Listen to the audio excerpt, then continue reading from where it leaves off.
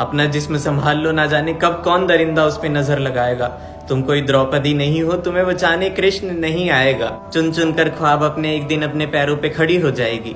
माँ ने तो भेजा था उसे डॉक्टर बनाने, पर क्या पता था उन्हें कि वो कभी लौट कर ही नहीं आएगी। रोज माँ का कॉल आता था और बताती थी, देखो माँ मेरे जैसी कितनी लड़कियां पीजी में रहती है। अरे मेरा काम तो लोगों की जान बचाना है और तुझे मेरी ही फिक्र रहती है। खूबसूरत थी पर अनजान थी ना कि हैवानियत किसी भी वक्त आ जाती है। कुछ दरिंदे होते हैं जिनका शिकार ये भोली भाली लड़कियां बन जाती है। अरे रात सिर्फ लड़कों की होती है क्या, लड़कियों की नहीं होती? क्यों आज भी शहर की हर गली में सीसीटीवी कैमरे लगने के बाद भी लड़कियों को ये कहा जाता है कि घर से रात को मत निकला करो। पर फिर भी किसी इमरजेंसी या फिर किसी ऑफिशियल वर्क की वजह से उसे घर से बाहर निकलना पड़े तो उसके साथ ये सब हो जाता है। और ये तो शहर की बातें हैं जो चिंगारी को आग बना देती हैं, लाइमलाइट पकड़ लेती हैं।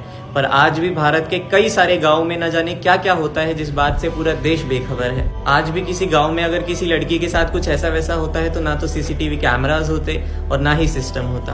होते हैं तो सिर्फ कुछ पछतावे के आंसू। और यही हुआ कोलकाता में एक 31 साल की डॉक्टर के साथ। कोलकाता में जो हुआ इस इंसिडेंट ने पूरे देश को हिला के रख दिया है। ना सिर्फ मेडिकल कॉलेजेस या फिर हॉस्पिटल्स, इवन हर working women specially night shift में जो जॉब करती हैं उस चीज को खुद से जोड़कर महसूस कर पा रही हैं कि वो भी सेफ नहीं है। पॉलिटिकल पार्टीज के ऊपर ये ब्लेम किया जा रहा है कि इस केस को उन्होंने मिस हैंडल करने की कोशिश करी। कई सारे लोग कह रहे हैं कि उस सेमिनार हॉल के पास कंस्ट्रक्शन स्टार्ट हो चुकी है ताकि सारे एविडेंस खत्म किए जा सके। और जब ये बात लोगों तक पहुंची, स्पेशली डॉक्टर्स और स्टूडेंट्स तक पहुंची, तो वो इस चीज से बहुत निराश हुए और निकल पड़े जस्टिस की डिमांड को लेकर। निर्भया और नाव हाथरस इस केस ने सारे केसेस को याद दिला दिया है। उनकी मम्मी ने मीडिया को दी हुई स्टेटमेंट में इतना सब बताया कि वो यहाँ बता भी नहीं सकते कि उन्होंने किस तरह अपनी बेटी को किस हालत में पाया। लिटरली वो सिस्टम के आगे हाथ जोड़ती रही कि बस एक बार मुझे अपनी बेटी का चेहरा दिखा दो, पर उनकी किसी ने नहीं सुनी। कोलकाता में एक पोस्ट ग्रेजुएट ट्रेनी डॉक्टर अपनी 36 घंटे की शिफ्ट के बाद चली जाती है रात के 2 बजे अपने जूनियर्स के साथ डिनर करने। इतनी भारी शिफ्ट के बाद चली जाती है सेमिनार हॉल की तरफ कुछ आराम करने। वहाँ कोई स्पेसिफिक रेस्ट रूम नहीं था, ना ही कोई फैसिलिटी थी। और करीब करीब सुबह के 4 बजे एक या एक से ज्यादा हैवान आते हैं और उसका बदन नोच नोच कर उखाड़ देते हैं। और सुबह उस लड़की के पेरेंट्स के पास कॉल जाता है कि आपकी लड़की ने कर लिया। बिल्कुल उन्हें यही कहा जाता है कि आपकी बेटी ने ये सब खुद किया है। उस लड़की की माँ हैरान हो जाती है कि मेरी बेटी तो ऐसी बिल्कुल नहीं थी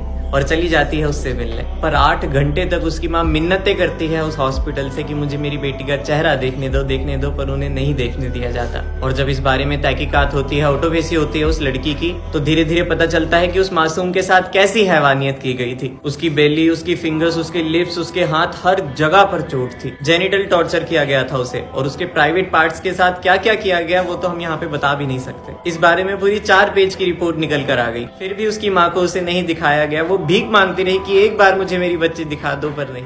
आखिर में डॉक्टर और स्टूडेंट्स ने मिलकर एक प्रोटेस्ट शुरू किया जिससे ऑर्गेनाइजेशन पे प्रेशर बना और धीरे धीरे इस केस की कड़ियां निकल कर आने लगी। और अनफॉर्चुनेटली वहां पे एक ब्लूटूथ डिवाइस मिल गया जिसकी हेल्प से पुलिस ने आरोपी को पकड़ लिया। संजय रॉय ये सिविक वॉलंटियर है जो कोलकाता पुलिस के साथ ही वहां पे ड्यूटी पर था।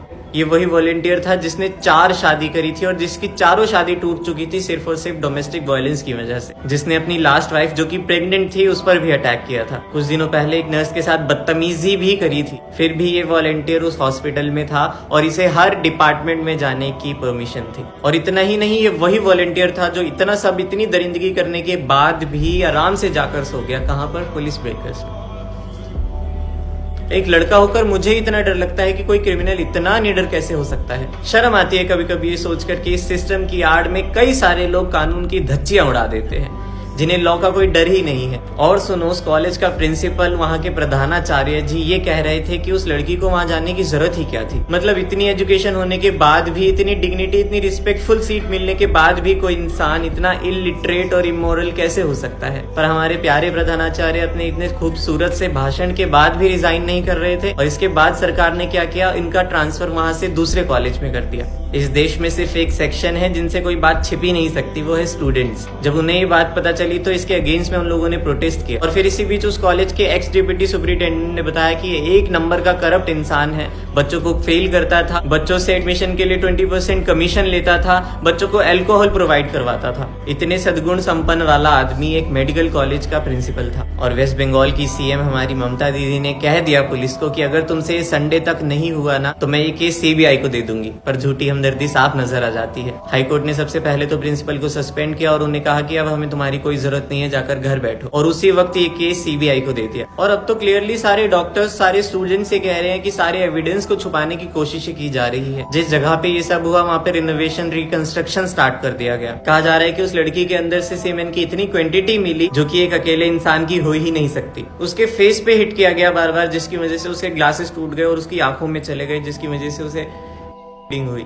उसकी मम्मा का कहना है कि मेरी बेटी के पैर एकदम 90 डिग्री में थे, जो कि नॉर्मली इंसान के हो ही नहीं सकते। आज भी समाज में लोग लड़कियों के कपड़ों पे सवाल उठाते हैं। आज भी समाज में लोग कहते हैं कि उसकी मर्जी से ही हुआ होगा। पर जब 1 साल, 2 साल, 3 साल की लड़की के साथ ये सब होता है तब सब कहाँ छुप जाते हैं। एक नर्स को हम सिस्टर इसलिए कहते हैं क्योंकि उसे बिना किसी बायसनेस के, बिना किसी डिस्क्रिमिनेशन के हर पेशेंट का ट्रीटमेंट करना होता है। और ये निर्भया 2 नहीं है, ऐसी ना जाने कितनी निर्भया तब से अब तक जा चुकी है इस दुनिया को छोड़कर। नाइट शिफ्ट में काम कर रही हर लड़की और उनके पेरेंट्स के मन में ये डर है कि मेरी बच्ची के साथ ये सब ना हो जाए। अरे मेरे घर के पड़ोस में पीजीज हैं, वहां पे जो लड़कियां रहती है, जब मैंने जाकर उनसे बात करी तो वो इतनी डरी हुई है, इतनी डरी हुई है, इतनी निराश है, मैं बता नहीं सकता। उन्होंने बताया कि उनके पेरेंट्स उन्हें घर वापस बुला रहे हैं। रात में क्या, दिन में भी बाहर निकलने से मना करते हैं। क्या सच में ये रातें सिर्फ लड़कों की है? क्या सच में ये रातें सिर्फ मर्दों की? क्या लड़कियों को हक नहीं है उस चांद को देखने का?